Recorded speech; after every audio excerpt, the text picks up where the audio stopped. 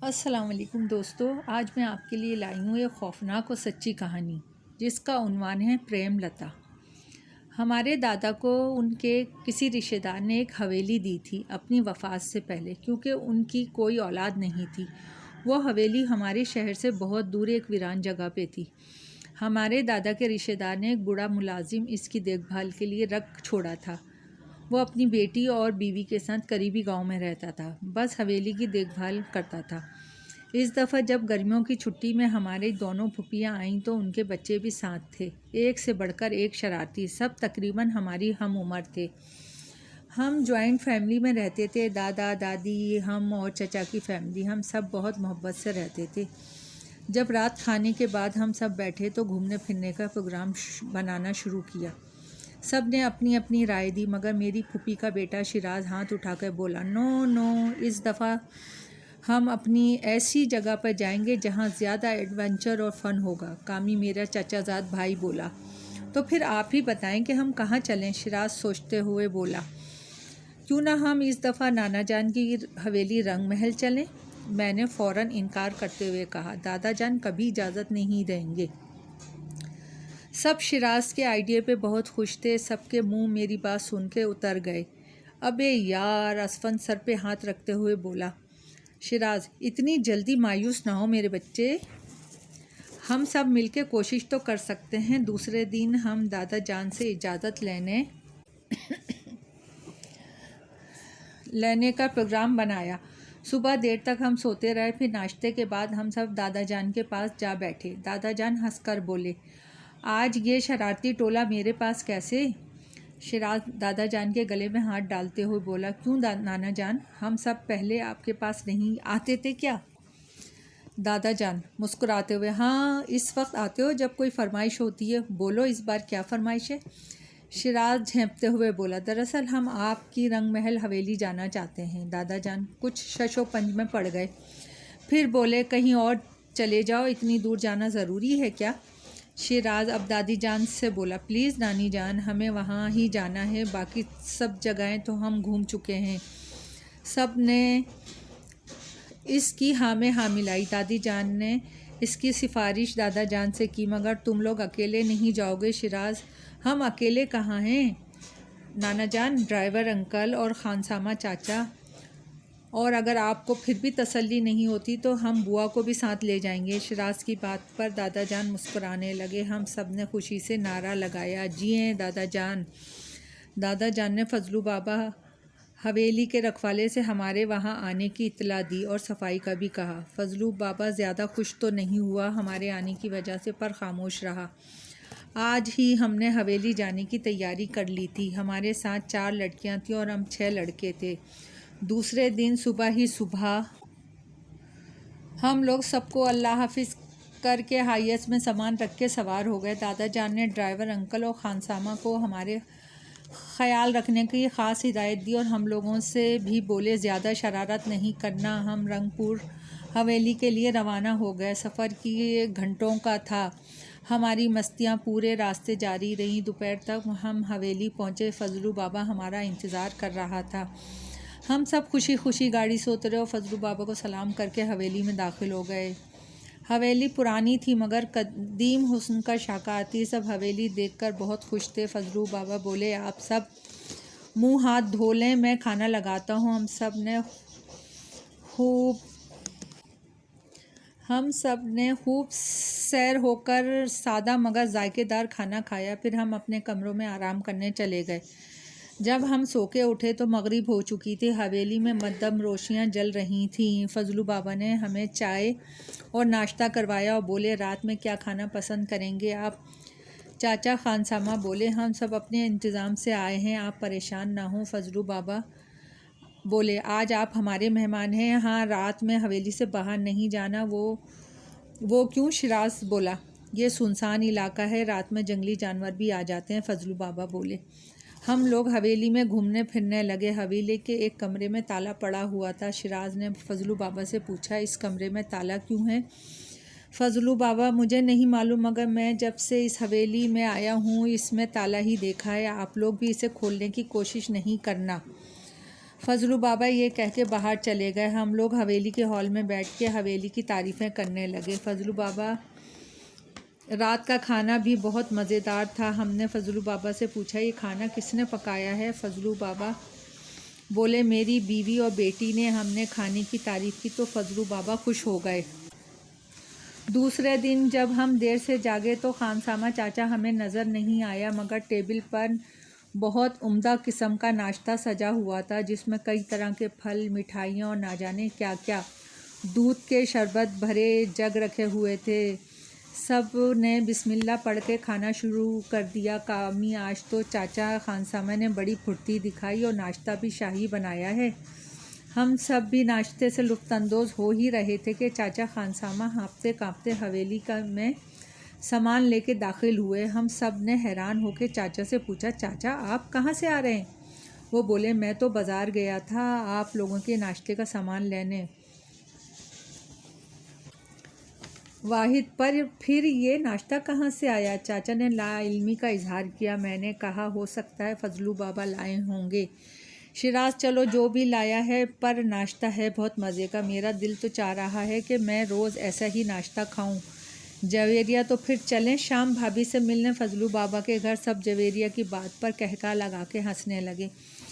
शिराज शर्मानी की एक्टिंग करने लगा। हम नाश्ता करके घूमने निकल गए। हवेली के करीब ही एक दरिया था और इसके किनारे फलों के दरख्त थे। वहाँ के लोग बहुत मेहमान नवाज थे हमारे लिए। उन्होंने बाग के दरवाज़े खोल दिए। गर्ज हम सारा दिन इंजॉय करते रहे। जब शाम थके हारे हवेली में पहुँचे तो सब ये देख के हैरान हो गए कि टेबल पर बेहतरीन किस्म का खाना चुना हुआ था। ड्राइवर अंकल तो हमारे साथ थे, मगर खानसामा चाचा गायब थे। हाथ मुंह धोकर हम खाने पे टूट पड़े। खाना भी इंतहाई लजीज था, नाश्ते की तरह। कामी खाना खाते हुए बोला, एक बात है नोटिस करने वाली। जिम्मी बोला, अर्ज़ करो। कामी, सुबह भी नाश्ते में कोई गोश्त आइटम नहीं था और अब भी नहीं है। नौशी, वाह वाह वाह वाह प्रोफेसर कामी, क्या पते की बात लाए हैं। हम सब हंसने लगे। शिराज, बेवकूफ़ बाबा फजलू गरीब आदमी हैं, रोज़ तुम्हें मुर्ग़ मुसल्लम तोड़ी खिलाएंगे। कामी, यह गरीबों का नाश्ता है। शिराज, यार आम खा, पेट क्यों गिनता है। सब खाने से फारिग हुए तो खानसामा चाचा आंखें मलते हुए किचन से बरामद हुए और शर्मिंदगी से बोले, मैं किचन में खाना पकाने गया, फिर ना जाने मुझे कैसे नींद आ गई, अभी आँख खुली है। शिराज, कोई बात नहीं चाचा, पर हमें फजलू बाबा को पैसे देने होंगे। इतने में फजलू बाबा आ गए। मैंने फजलू बाबा से कहा, बाबा ये क्या बात है कि आप रोज़ हमारे लिए खाना नाश्ता ला रहे हैं? फजलू बाबा हैरान होकर बोले, नहीं साहब, क्यों शर्मिंदा कर रहे हैं, मैंने तो बस एक दिन आप लोगों की मेज़बानी की थी। शिराज ने हमें चुप रहने का इशारा किया। फजलू बाबा से शिराज बोला, चाचा खानसामा ने पकाया होगा, शायद भूल गए हैं। हम फिर बाबा से इधर उधर की मालूमात लेने लगे। रात का 1 बजा होगा। शिराज को नींद नहीं आ रही थी। वो सोच रहा था कि ये इनायत कौन कर रहा है। फिर इसे बेचैनी होने लगी। वो दरवाज़ा खोल के बाहर आया और बाग में जाकर टहलने लगा। इसे पायल की आवाज़ सुनाई दी, जैसे कोई पायल पहन के चल रहा हो। शिराज ने चौंक कर इधर उधर देखा। इसे एक लड़की पीट करके खड़ी हुई थी और पैर हल्के हल्के हिला रही थी। वो लड़की क्या थी, कयामत थी। घाघरा चोली इसने पहनी हुई थी। लंबी बालों की चुटिया उसकी पतली कमर पर लहरा रही थी। शिराज ने आवाज़ दी, कौन हो तुम और यहाँ क्या कर रही हो? वो पलटी और मधुर आवाज़ में बोली, स्वामी आपका इंतज़ार। शिराज इसका हुस्न देख के सकते में आ गया। इसकी बड़ी बड़ी सी आँखें, इस पर घनी पलकों की झालर, इसकी सांवली रंगत थी मगर गज़ब की कशिश। वो इसे एक टुक देखने लगा। क्या हुआ स्वामी, क्या अपनी प्रेमलता को आपने पहचाना नहीं? वो शिराज का हाथ पकड़ के बेंच पे बैठती हुई बोली और ख़ुद इसके चरणों में बैठ गई।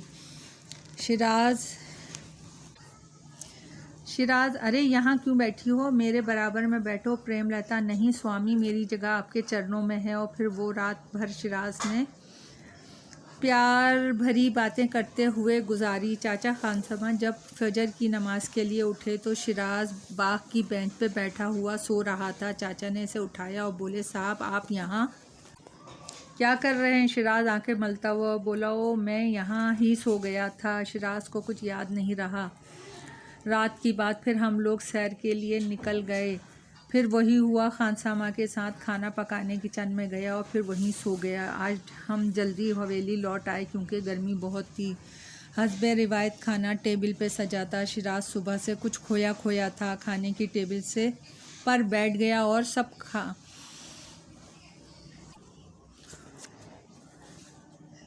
सब खाने लगे। अचानक लाइट चली गई। सब गर्मी की वजह से पसीने पसीने हो रहे थे, मगर शिराज मज़े से खाना खा रहा था। ऐसा लग रहा था जैसे कोई इससे हवा कर रहा हो। शिराज ने हमारी तरफ देख के बोला, अरे तुम लोगों को इतना पसीना क्यों आ रहा है?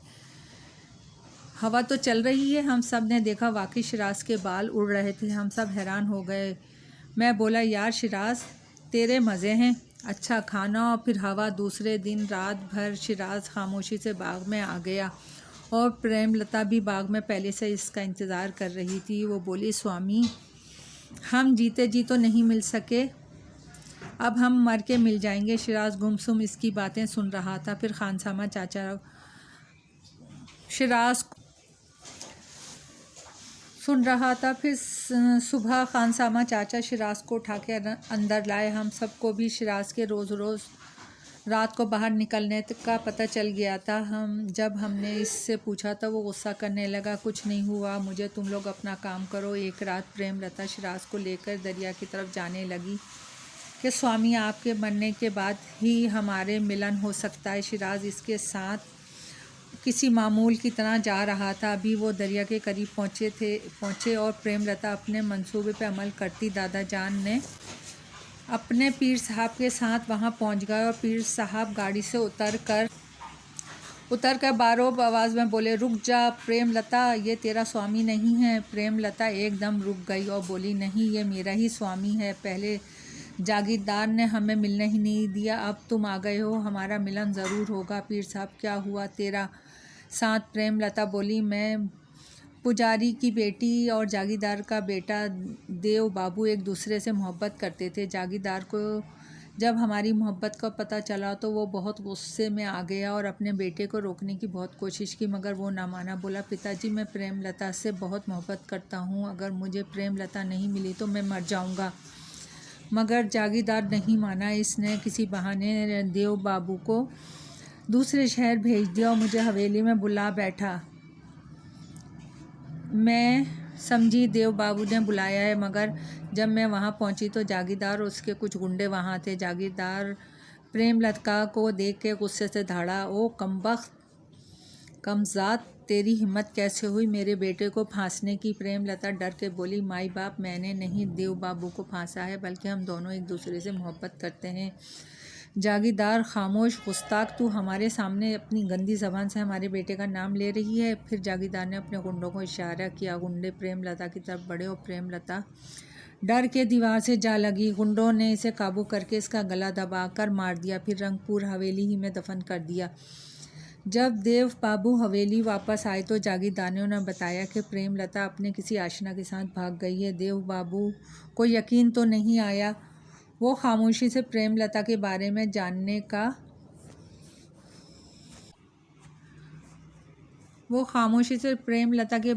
जानने की कोशिश करता रहा। उसके किसी हमदर्द ने, जो हवेली ही में रहता था, बहुत डरते डरते देव बाबू को सब कुछ बता दिया। जब देव बाबू को हकीकत मालूम हुई तो वो जागीरदार के पास पहुंचा और बोला, पिताजी मुझे आपसे इस सफाकी की उम्मीद नहीं थी। जिस वजह से आपने प्रेमलता को मारा है, अब वो वजह भी नहीं रहेगी। इससे पहले कि जागीरदार कुछ समझता, देव ने अपने सीने पे गोली मार ली और मर गया। जागीरदार ये सब कुछ देखता रह गया। अब शिराज बाबू की शक्ल में देव बाबू का दूसरा जन्म हुआ है। अब हमें कोई नहीं मिलने से रोक सकता। मैं पीर साहब हमदर्दी से बोले, सुनो लड़की, तुम्हारे साथ बहुत जुल्म हुआ है और तुम बहुत अच्छी हो, मगर बेटा ये तुम बहुत गलत कर रही हो। ये लड़का मुसलमान है और हम एक बार ही पैदा होते हैं। तुम्हारा देव मर चुका है। हाँ, अब तुम भी सुकून से स्वर्ग चली जाओ। मैं वादा करता हूँ कि तुम्हारा अंतिम संस्कार पूरा सम्मान के साथ करवाऊंगा। प्रेमलता कुछ नर्म पड़ गई। शिराज का हाथ भी छोड़ दिया और बोली, क्या मेरा अंतिम संस्कार के बाद मुझे सुकून मिल जाएगा? पीर साहब बोले, हाँ प्रेमलता। फिर पीर साहब और दादा जान ने मिलकर प्रेमलता का एक पंडित से आखिरी संस्कार करवाया। शिराज भी अब इस कैफियत से निकल गया था, इसे कुछ भी याद नहीं था। दादा जान ने हम सबको मना भी कर दिया था, शिराज से कुछ ना पूछें। हम सब वापस आ गए एक बड़े हादसे से बच के, क्योंकि ड्राइवर अंकल ने बर वक्त दादा जान को सूरत हाल से आगाह कर दिया था। दादा जान ने फ़ौरन पीर साहब से रब्ता किया और उन्होंने बताया कि बच्चा ख़तरे में। बस फिर वो लोग हवेली के लिए निकल गए। अब मैं इस हवेली को अब्बू और चाचा ने होटल बना दिया है। प्लीज़ दोस्तों, अगर कहानी पसंद आई हो तो लाइक और सब्सक्राइब ज़रूर करना।